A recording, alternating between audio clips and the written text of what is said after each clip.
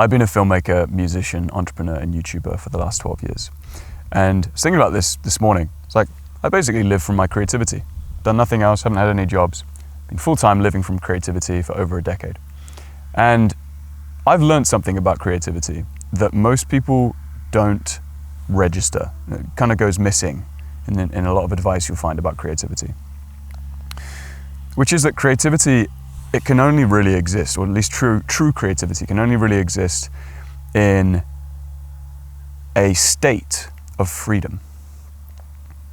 And I don't mean freedom like, oh, I need to have loads of hours free, or I need to have like time and location freedom to be creative. That's actually just excuses. You don't need that at all. The kind of freedom I'm talking about is freedom from outcome. Freedom from getting validation and depending on the results of this piece of art that you're making, whether that is literally painting or like content or music or films or a sculpture. Anyway, some of the times I've felt most creative have been when I felt deeply in my bones that I really don't care how well this film does. When I was making travel films, it wasn't all of them. Some travel films I felt, I hope this does well. And when I felt that, the piece of content wasn't that good. But when I deeply felt, man, I could put this out on YouTube right now, and I don't care how many views it gets, because I know that this piece of content is me. This is deeply me, and this is something that I want to put out to the world with the sort of statement of Thomas was here. Like, this is my caveman painting on the wall to say, I was here on this earth. I just felt it within myself, and it didn't matter what other people thought. Those are the times where I've been most creative. And you get there through a couple of things. One is sometimes you land on it, sometimes you don't. So sometimes the stars will align and you'll just make something that you feel in that way about. And it doesn't always happen, which leads me on to the second thing, which is that can only happen in a cycle of momentum. In a cycle of, I am continuously in the arena making stuff and posting stuff or selling stuff in a gallery or selling something online or whatever it might be, but making and outputting, getting feedback, making and outputting.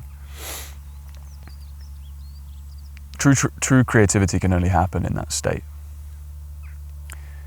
And so if you're right now trying to be creative, but you're not in a flow of creativity, it's going to be very hard.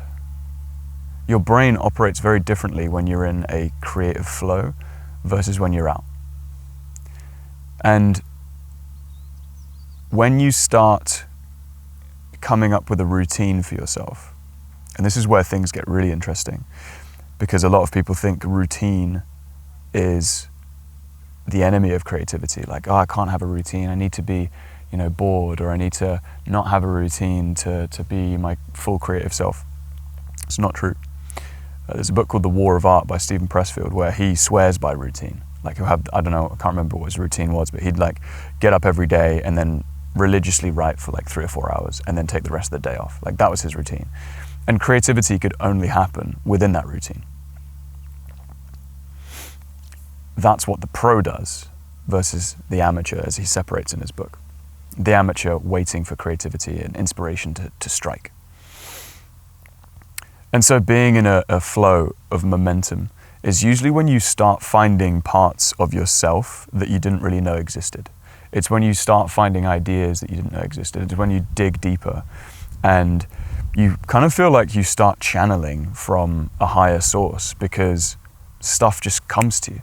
It's like Paul McCartney when he had a dream about writing Yesterday, and the lyrics, instead of yesterday, were like scrambled eggs. It was like, scrambled eggs, all my trouble seems over.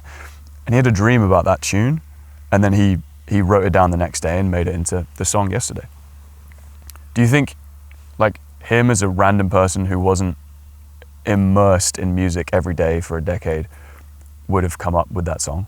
Like, no. His brain downloaded that song because he was in such a flow of creative energy. And so if you are starting out on YouTube right now, or you're trying to grow your channel, and things are just feeling a bit numb, a bit dull, a bit dead,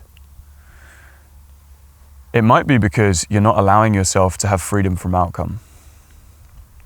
And if you feel like that, it's not your fault.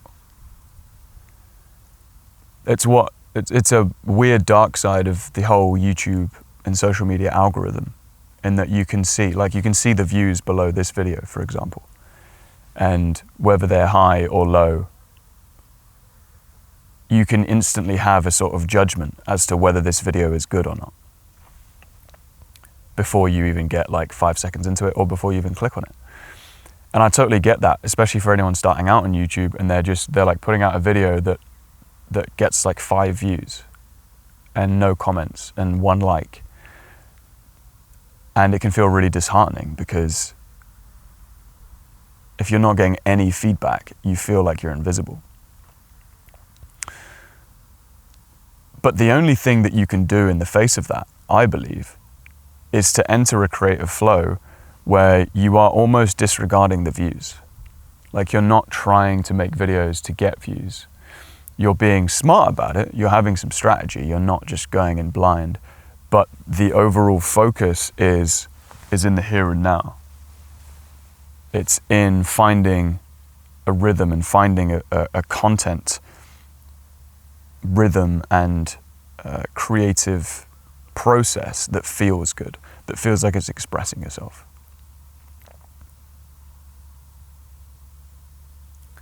The other day I was writing a song.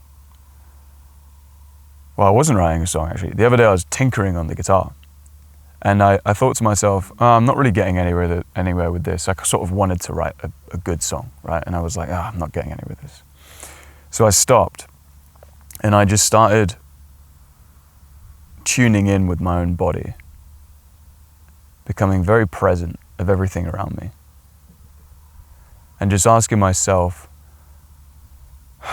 what would feel good to play right now? What would feel expressive? What would feel nourishing emotionally to come out of my mouth and to come out of my fingers on the guitar? And then from that state, I just started playing. And I recorded myself doing it. And I was like, oh, this is the best song I've written in like months. Because I just tuned into what feels good for me.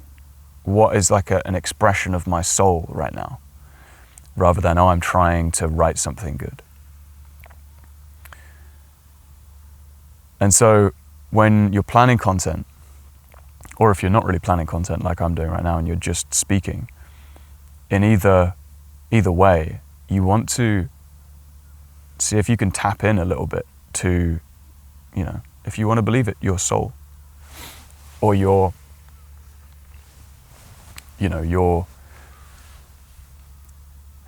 muse, or just your emotions, and ask yourself, what would feel nourishing for me to make right now? What lights a fire in my belly? What opens my heart? What gets me in touch with all of that is inside of me? And how can I put that out? And when you start doing that consistently, you stop caring so much about the validation of others. And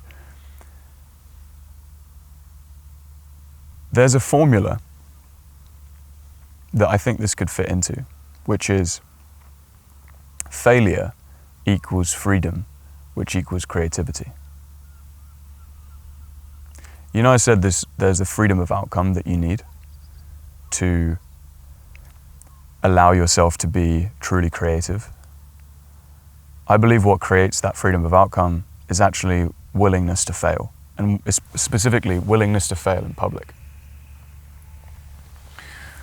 Which means that once you have a willingness, like, I'm okay with failing in public right now, that is what creates freedom of outcome. But if you have fear of failing in public, fear of making a video and then putting out there and not getting any views, then you're not going to allow yourself to have the creativity that you actually need to be successful. I'm doing this 30-day talking on camera challenge right now. This is day 4. I'm talking every day on camera and putting out publicly for 30 days. And I have no idea what's going to happen. This might be one big exercise of failing in public. I mean, it won't, because who the fuck defines failure anyway? But that's what it could be, right? I don't know. It might get no views, no one really picks up on it, nothing really happens, and then one might call that a failure in public. But failure doesn't really exist, because I'm going to learn a ton in this process. If I optimize for enjoyment, like, it literally doesn't matter anyway, because I've just enjoyed myself for a month. Like, this is fucking awesome. And I'm going to learn a ton. Finding my own voice, finding out what you guys respond to. Trying to get that Venn diagram right in the middle between passion and what works. Getting closer to that. That's exciting. And I want to put myself in your shoes right now. If you are somebody who is starting out and watching this, or somebody who's going through a rut on YouTube right now, and you're also out there failing in public, like, I want to have the willingness to do that as well alongside you. And so if you want to be out there finding your own creative flow, join us inside the 30-day Talking to Camera Challenge right now. The description is in the link below. No, it's not. The link is in the description below. And that will take you to the page where you can sign up for the 30-day challenge. Post in the Facebook group, you get feedback on your day 1, 7, 14, 21, 28 from our expert instructor, who happens to be my bro. Absolute legend. He might make you laugh as well. And find yourself in that process of speaking, being creative, allowing ideas to come to you, being in a flow, and finding momentum. And if you want, fail in public as well. Publicly within the Facebook group in our community, or publicly in public like I'm doing right now. If you have any questions for me for the next videos inside this 30-day challenge I'm doing, comment them below. Stay creative. Bye-bye.